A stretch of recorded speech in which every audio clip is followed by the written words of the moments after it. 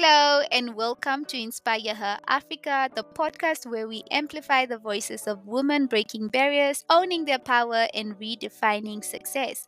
I'm your host, Mbatemwa Kanangure, and today, in honor of International Women's Month, I'm gonna call it month because Mm, celebrating women should happen every day. So, exactly.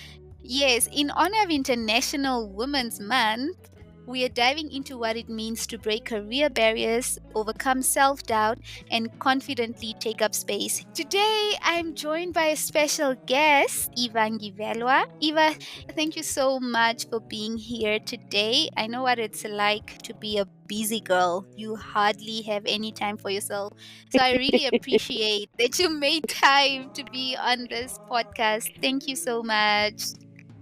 No, thank you for having me because, when you told me about this, I was like, hey, I love everything women. I love advocating for them. I love anything that stands for women. So I was like, I'm game. Exactly. Being a girl's girl is very important in this world, man. Exactly, my dear. We must have each other's back. Can you just give me a brief intro for people wondering who is this special guest?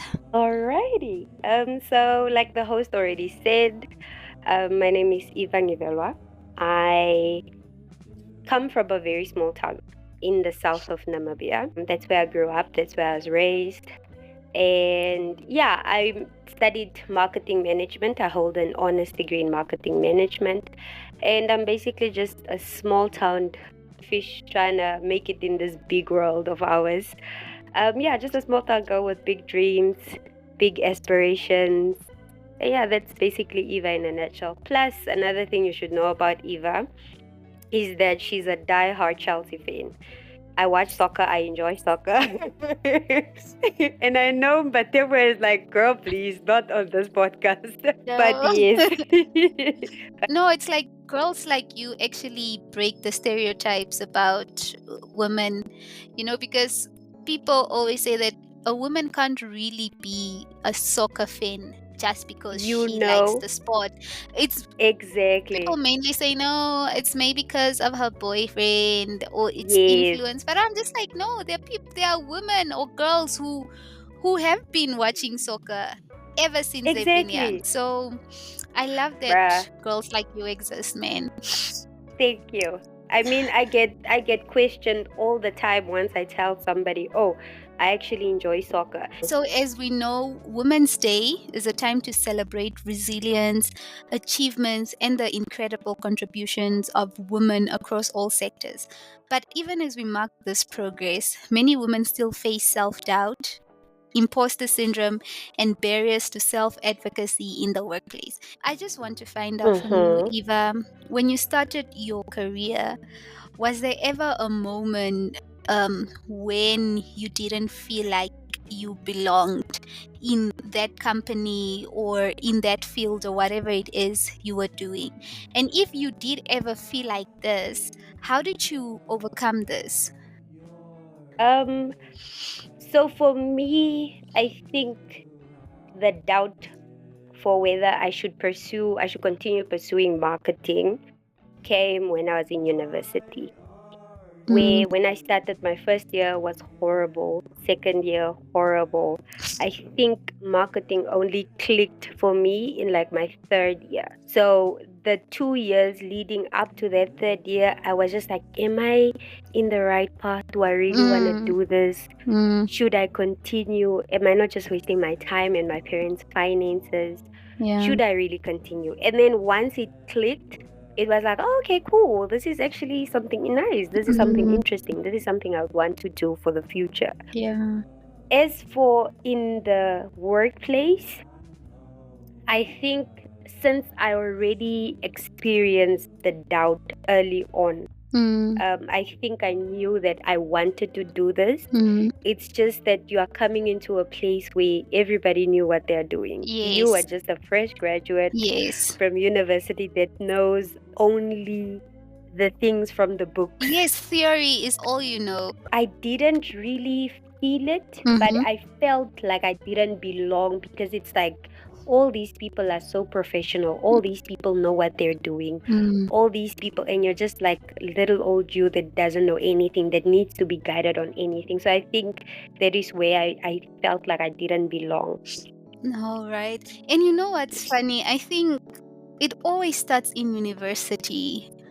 But then I Yo, realized, yeah, it's just the fear of the unknown because it's like this is not the yes, same as high school.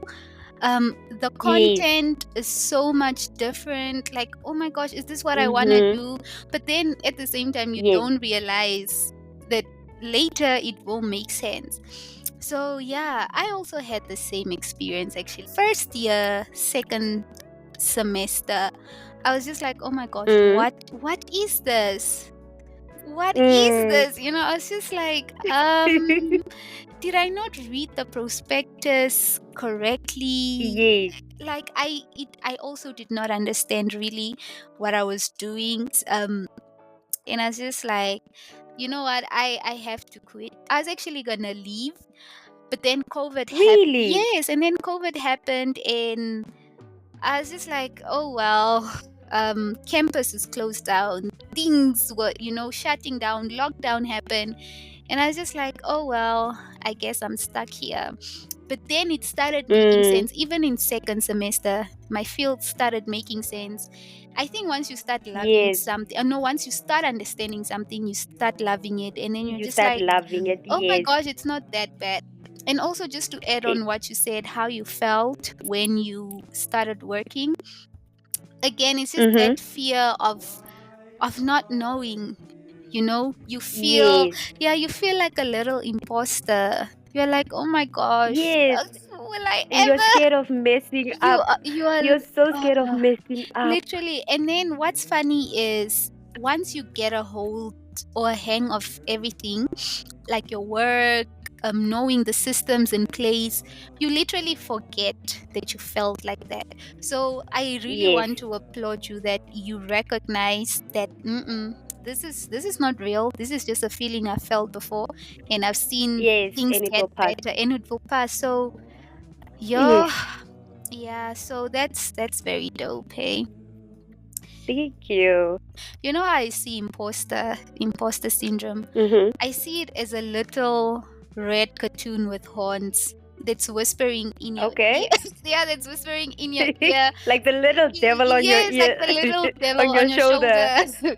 So I'm just like, that's how I see Yes. it. Imposter syndrome is something many women struggle with. So I just want to find out from you, have you ever experienced it, and how did you overcome it? How did you actually even recognize that, no man, this is actually imposter syndrome? So definitely I have experienced it on more than one occasion. It's Mm, like you walk into meetings feeling like you are the odd man out. Like people are there contributing ideas and everyone's ideas sound so smart, and you're just like, I'm not thinking of anything. Am I okay? Or mm, like you get to your desk and you're doing work, and it doesn't feel like you're supposed to be there mm. until like, if you think, okay, I don't belong, it will consistently be there. That little You will, devil on your ear, no, Mpatemwa, it it will will be be there, there. and it will keep growing and growing, and then it Yes. becomes like a big shadow. So I just feel like if you just stop, just make one like at a time. Mm, If you don't know something and you have to, one mm, thing I've learned in corporate, you mm, have to ask for help. You have to be able to be open to receive help, mm. because nobody got into a company and immediately knew what to do. There was a psychologist I was listening to who said that Mm-hmm. actually, feeling or having the imposter syndrome isn't a bad thing, because it just Yes. means that you are such a perfectionist that Mm. when you are around people who are maybe well experienced, you are just scared that Yes. you might not know enough. Like, When you're doubting yourself and feeling like this, once you get that validation from a person, it all goes away. you're literally doing something and then you think, oh my God, this is not. And then your manager or whoever comes like, oh my God, this is so nice. You did so good. Mm, Like just that mm. sigh of a relief that you feel. That's just like, oh my God. It wasn't that much of a big deal. Why was I stressing? Yeah. And I've really learned that man, this is just my thoughts. I can silence them. Like, let me look Yes, for the good in the bad. Like, okay, I am nervous. So what? Everyone has been nervous mm, before. I won't die.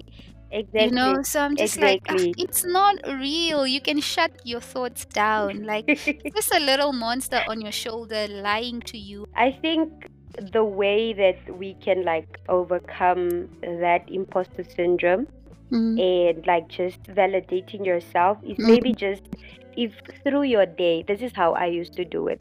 Through your day, if let's say you start a task and in your head you were doubting yourself and whatever, and you complete it and you hand it in and it wasn't that bad or it wasn't as bad as you thought it was, mm, then you just make a note like, yesterday I did a presentation and my manager like uh, little tangible proof of what you did mm, to a team meeting, of what you added, or what you said to somebody that steered them in the right direction, or like mm, maybe assisted somewhere. Those mm, little things that you maybe note down or like just think back and be like, okay, this is what I did to contribute, mm, and I'm actually needed here. mm. Yeah, because you know what? I think the brain, it's really not a cute place, hey? Like, it will Oh, it will chaos. really try and think of at least one bad thing that you did or Yes. that happened to you. And Mm-hmm. if there isn't anything bad that happened to you during your day, it will bring back past memories, like cringe Yes. moments. It's like, oh my gosh. Oh So, my like, God. why now? So I really like what you said, that constantly validating yourself, writing Yes. down, compliments that you received, like thinking positive thoughts. I think I'll take that down.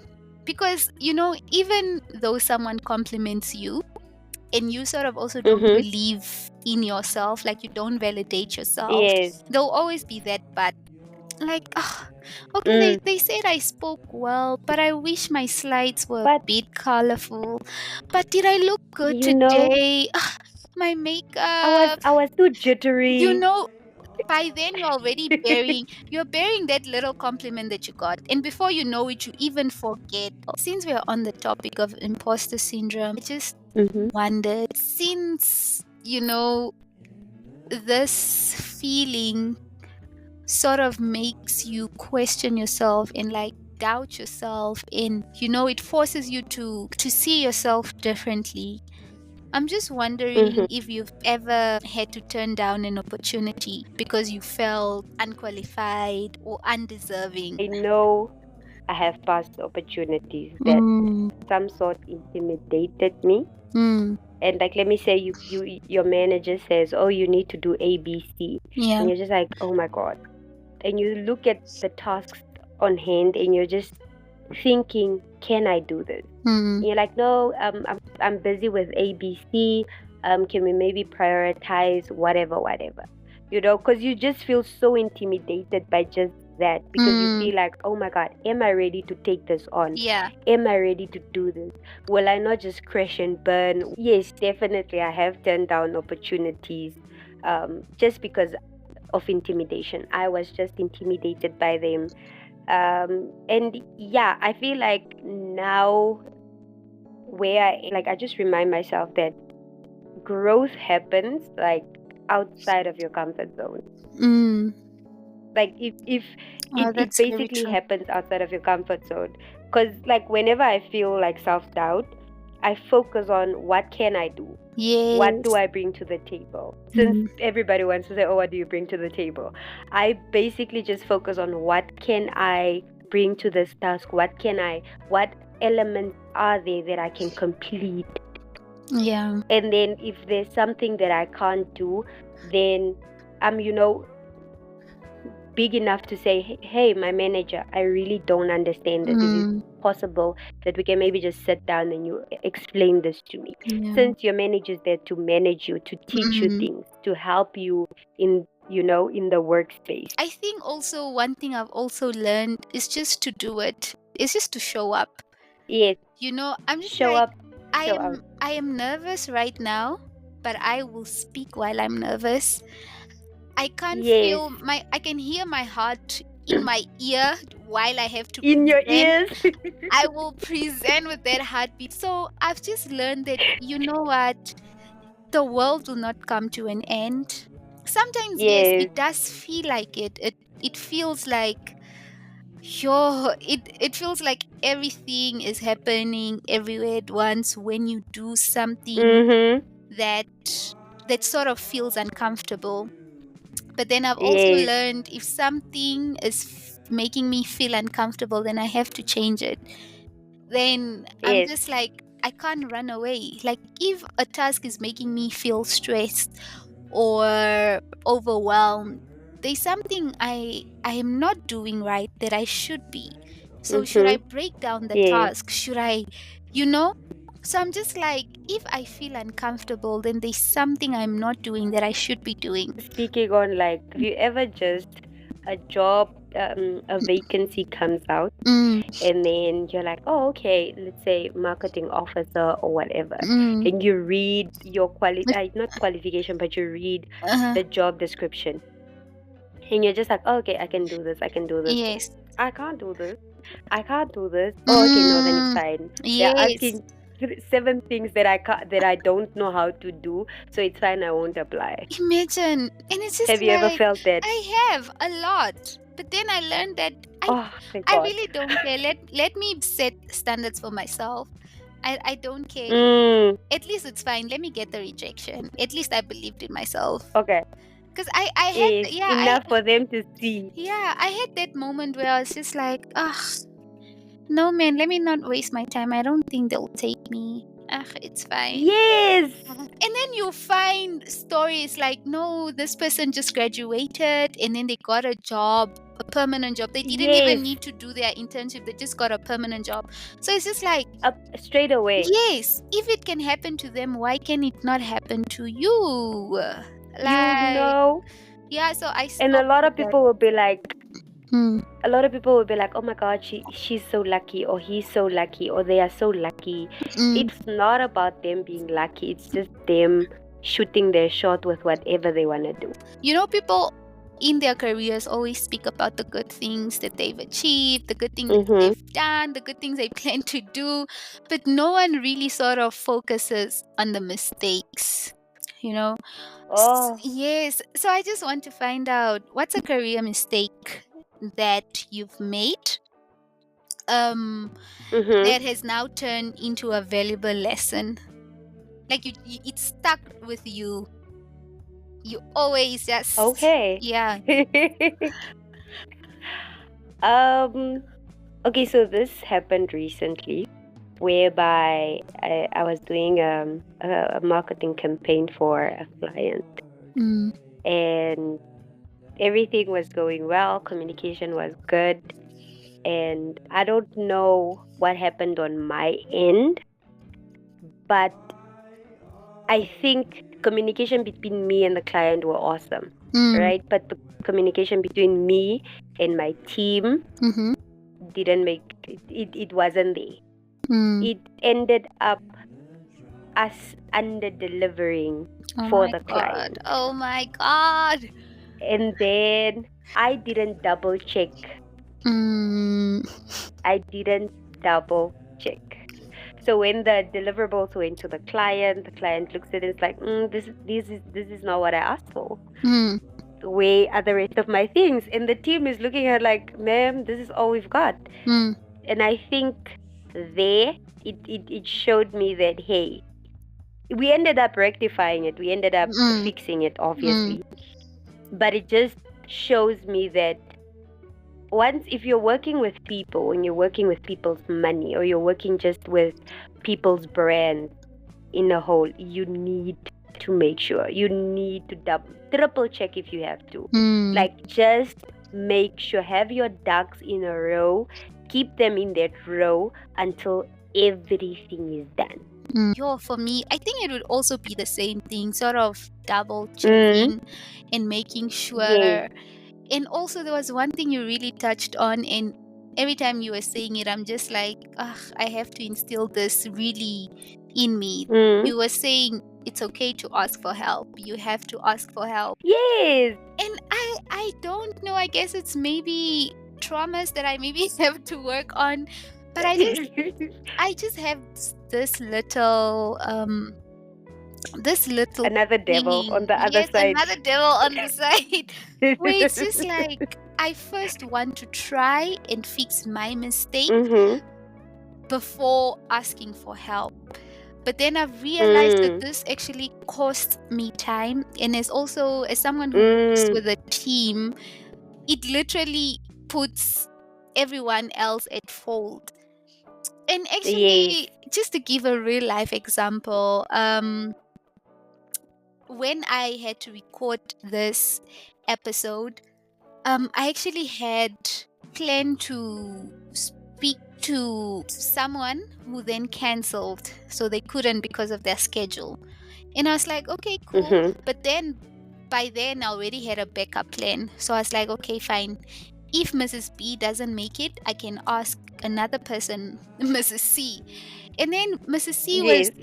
C was down for it. We recorded the episode and so on. And I was like, okay, this is like 1 hour worth of content. It could even make 2 episodes. So I recorded everything, saved everything, didn't go back to it the next day, didn't go back to it the other day. So I was just like, okay, I will set time apart and check on the third day and start editing and so on. Tell me why I am listening to this audio and it never recorded Mrs. C's part. It was just me. You lied. Oh my gosh. It was just me. You were talking to yourself. Laughing at the jokes. It was just me. And I was just like, oh my gosh. So the next day, I'm just like, yo, Mrs. C, the recording and so forth. And I understood someone took time out of their busy schedule to sit with you and record this and talk, so she was sort of hesitant to do it, and I was just like, oh my gosh, I am doomed. But then in the moment I realized I really could have spoken to my team and said, hey guys, unfortunately this came up and this happened and yada yada yada. But no, I was just like, transparency. Yes, transparency. But then I was just like, no, this is a problem I caused and I want to fix it. I think with me, it's like that little devil on the other side is like, she wants to first exhaust all options. And once she's really stuck, then she can scream and shout for help. I really don't know why it's like this, but it's something I'm working on. But I just realized that, had I reached out to my team and said, guys, this happened. The first person canceled. The second one, this happened. Any suggestions, any help, but I think it's also just the fear of being seen as someone who's not capable of accomplishing things. Yes, I think I maybe have that fear. So I'm always like, I will figure it out. If it means I have to cross the river to go find another speaker, I will do it first. It's like, and you crossed the river and you found Eva. And I found Eva. But also at the same time, I also don't like really inconveniencing other people. I have to write somewhere, it's okay to ask for help. It's okay to ask for help. It's okay to ask for help. I will send it to you as with a dove or something. I think maybe I must make it my wallpaper. It's okay to be seen as a strong, black, independent woman, but girl, just scream if you're drowning. Ask for help. Just ask for help. You will drown while people are there that could have helped you. Yeah, so it's just like, so I've learned. That's the mistake I've made. Just keeping quiet when I'm seeing a house is burning. I can literally call the fire brigade, but I'm just like, no, I will take the bucket. I know a tap somewhere. I will do it myself. Yes, And then I will go fetch the I'll go water. fetch the water. So this mindset is something I have to let go of, especially as someone who works with people. Yes. So yeah, so that's one thing I would tell people. It's just like avoid this early on. If it means bugging someone 3 times in a row, it's fine. There's a thin line between self advocacy and being too forward. Sometimes speaking up for yourself or standing up for yourself can be seen as being rude. And I really hate what people do to women in such thing. It's like, oh my gosh, it's maybe the periods. No, it's not. I am just addressing an issue that made me feel uncomfortable. Why should it be linked to something else because I'm a woman? If a man spoke up, it's like, oh my gosh, then he's really angry. So- I really also had to learn the hard way. I had to learn that it's really in the way that you deliver whatever it is you are saying. Yes. Yeah, and not necessarily the message. Because people will always remember how you said what you said. Because I've realized, we are all different people and we all deal with things differently. You find people who actually want to address things in the moment and just get it out of the way. And then you find other people who prefer to cool down and then address the issue once they've thought about it, because they believe that they are not in their right sense of mind when they are feeling a certain way, and what they say will come off as rude. So it's just like you have these two people who prefer to do these things in two different ways, but then you have now a problem that's affecting both of them. You have to learn, man. Okay, so on that note, what's the best career advice you've ever received that helped you push past your limitations or your limiting beliefs that you had about yourself?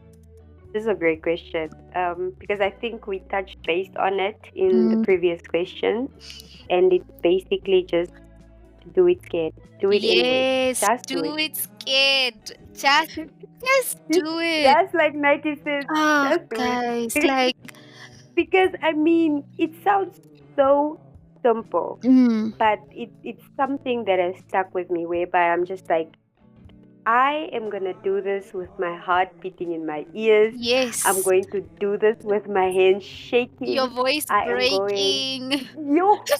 I am going to do it. Yes. Because how long? Like, you're not gonna feel this way long. Like, if you do something and your body actually starts doing it, you will forget that you're feeling scared. Yeah, because now it got familiar with that. And also, I think our bodies or our brains, they sort of recognize a feeling. They will recognize fear. They will recognize that, okay, now I'm nervous. Yeah, so I strongly believe in just doing it. Do it while you're scared. Just do it. Do it while you're nervous.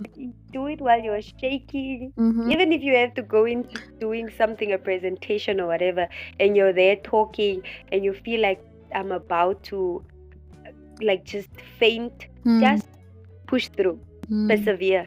And how will you know you're good in something if you don't start? Exactly. Ooh, how will you know? Because nobody wakes up knowing how to draw or wake up how to paint something or how to play a certain instrument. You all start by, hey, let me show up, let me learn today, and then tomorrow. And okay, so if you could give one piece of advice to young women starting their careers, what would it be?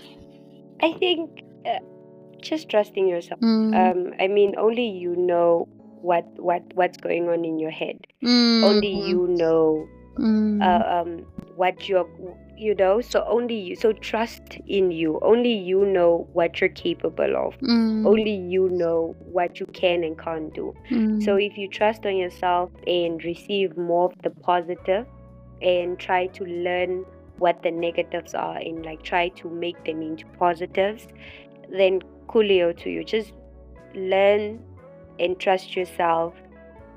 Take the leap, because you never know when you just might land on where you want to be. Even when you feel uncertain, even when you feel unsure, like we've said, just do it.